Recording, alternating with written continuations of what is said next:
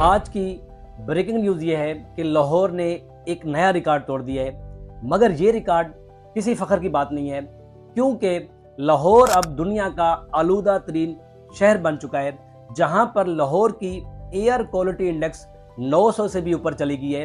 ایک ایسا لیول جس میں سانس لینے کا مطلب ہے اپنی جان کو خطرے میں ڈالنا، اور بچوں میں استھما کی تعداد ڈبل ہو چکی ہے، اور لاہور کے سارے ہاسپٹل ریسپریٹری ڈیزیز سے اور سانس کی بیماریوں سے بھر چکے ہیں۔ دنیا بھر کے آلودہ شہروں کی فہرست میں لاہور پھر سر فہرست ہے۔ اس زہریلی ہوا نے نہ صرف لاہور کو بلکہ دہلی کو بھی اپنی لپیٹ میں لے لیا ہے۔ Air quality in India's capital Delhi has deteriorated to dangerous levels. لیکن سوال یہ ہے، یہ حالات پیدا کیسے ہوئے، اور اگر آج ہم نے کچھ نہ کیا تو سن 2030 تک لاہور انسانوں کے رہنے کے قابل نہیں رہے گا۔ اس ویڈیو